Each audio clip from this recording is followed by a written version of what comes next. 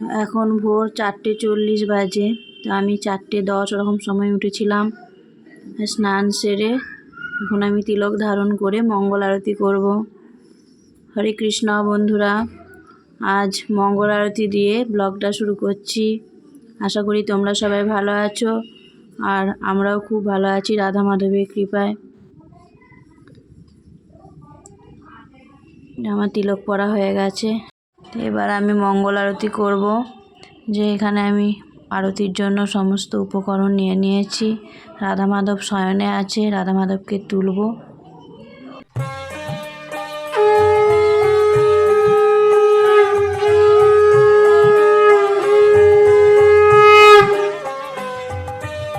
সংসার দাবা নলিঢ় লোক ত্রাণায় কারুণ্য ঘন ঘনত্ব।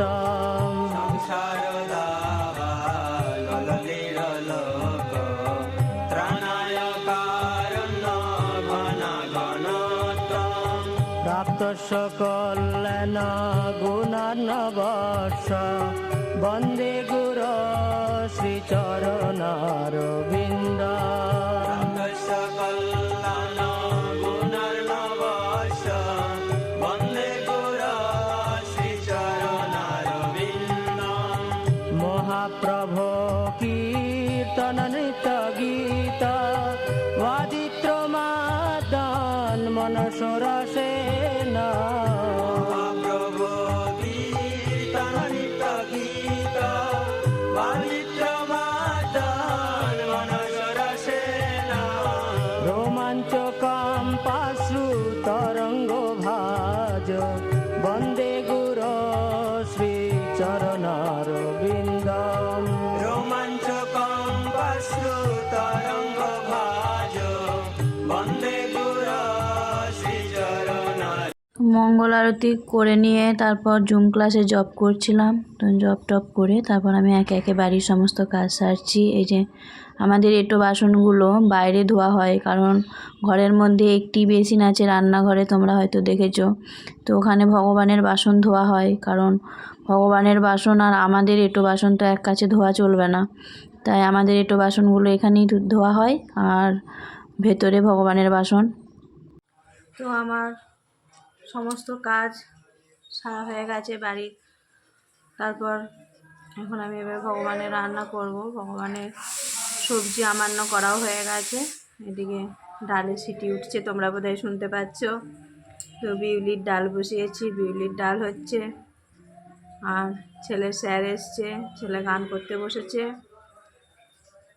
ছেলে দেখো এখানে গান শিখছে, তোমাদের সঙ্গে একটু ভাবলাম শেয়ার করি। তো ছেলেকে ভগবানের ভজন শেখানোর ইচ্ছা আছে, স্যার সেভাবেই ওকে শেখাচ্ছে। তো কারণ ভগবানের ভক্তদের তো জাগতিক গান করা উচিত নয়। তোমরা কৃপা করো ও যেন ভালোভাবে ভজন শিখতে পারে। এটা হচ্ছে টক, টকটা বসিয়ে দিয়েছি। আর এখানে বিউলির ডাল সিটি হচ্ছে। আর দেখো আজকে করবো বাঁধাকপি, আর এই যে দুটো শাক ভাজা, আর এই যে দুটো বেগুন পোড়াবো। আজকে এইটুকুই রান্না হবে। তো একদিকে রান্না করছি আর একদিকে বেসিনে অনেক বাসন পড়েছে ভগবানের। তো বাসনগুলো ধুয়ে নিচ্ছি। মঙ্গল আরতি করেছিলাম, মঙ্গল আরতির বাসন, তারপর এই যে হটপট, অনেকগুলোই বাসন পড়ে গেছে ভগবানের ভোগের বাসন, সব এক এক করে ধুয়ে নিচ্ছি। তো একা ভগবানের সমস্ত সেবা করি, তো ওইভাবেই গুছিয়ে বাগিয়ে করে নিতে হয়, নিজেকে রুটিন করে নিতে হয় কার পর কার কী কাজ করব। তো রুটিন ওয়াইজ চললে শরীরেও কষ্ট হয় না, আর ঠিকঠাকভাবে ভগবানের সমস্ত সেবায় ভালোভাবে হয়ে যায়। তো আমার সমস্ত বাসন এখানে ধোয়া হয়ে গেছে, এবার এক এক করে ঝুড়িতে রেখে দেবো। বাসনগুলো ঝুড়িতে তুলে রেখে তারপর এদিকে আমি কড়াইয়ে বাঁধাকপির তরকারিটা বসাচ্ছি। তো কড়াই গরম করে প্রথমে একটু সর্ষের তেল পরিমাণ মতো আর লঙ্কা 5 ফোড়ন দিয়ে দিলাম। তারপর অল্প একটু হিং দিয়ে আর আলুটা টমেটো কুচিটা দিয়ে দিলাম। আলু আর টমেটো কুচির মধ্যে স্বাদ মতো লবণ দিয়ে ভালো করে কষিয়ে নেবো। আর এদিকে আমি দেখো মশলাটাও বেটে নিচ্ছি। আদা আর কাঁচা লঙ্কা ভালোভাবে পেস্ট করে নিলাম। তারপর মশলাটা শিলটা ধুয়ে মশলাটা নিয়ে নিলাম। তারপর আলুর মধ্যে দিয়ে দিলাম। এবার পরিমাণ মতো হলুদ, লঙ্কা গুঁড়ো, জিরে গুঁড়ো দিয়ে ভালোভাবে কষিয়ে নিয়ে এবার বাঁধাকপিগুলো এক এক করে দিয়ে দিচ্ছি। তো দেখো পুরো বাঁধাকপিটা একদম চুরচুর হয়ে গেছে, বাঁধাকপি অনেকটা হয়ে গেছে। বেশি করেই করেছি কারণ রাত্রে রুটি দিয়েও প্রসাদ পাওয়া হয়ে যাবে। তো এটা ঢাকা চাপা দিয়ে রেখে দিলেই কমে যাবে।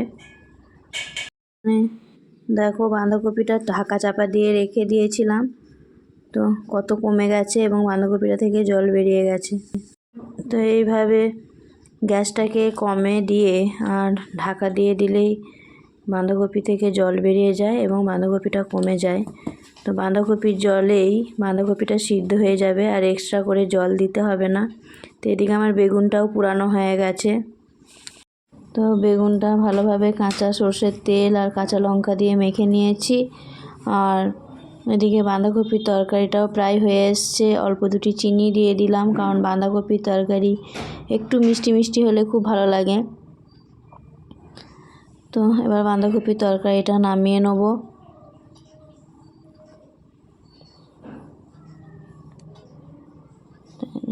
বাঁধাকপির তরকারিটা বাটির মধ্যে ঢেলে নিলাম আর ওদিকে অন্নটাও হয়ে গেছে, অন্নটাও নামিয়ে নেব।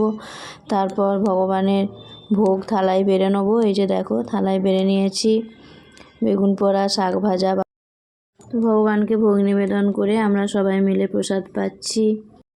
তো এখন সন্ধ্যা হয়ে গেছে, আমি তুলসী মহারানীকে পলিথিন চাপা দিয়ে দিচ্ছি শীতকালে শিশিরের হাত থেকে রক্ষা করার জন্য, কারণ শিশির পেলে তুলসী মহারানী ফাঙ্গাস রোগে আক্রান্ত হয়। তো তুলসী মহারানীদের চাপা দেওয়ার পর আমি এখানে আরতির সমস্ত সরঞ্জাম জোগাড় করে নিয়েছি। তারপর আমি সন্ধ্যা আরতি করব আর এদিকে রাত্রে ভগবানের জন্য রুটি করব, তাই আটাটা আগেই মেখে নিলাম। সন্ধ্যা আরতি করে তারপর রুটিগুলো করে নেব।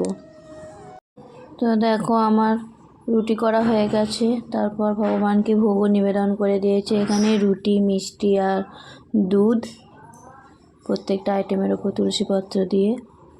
তো তোমরা একটু রাধা মাধবকেও দর্শন করে নাও।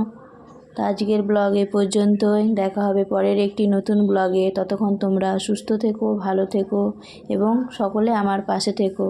হরে কৃষ্ণা, শ্রীল প্রভুপাদ কি জয়, হরি বল।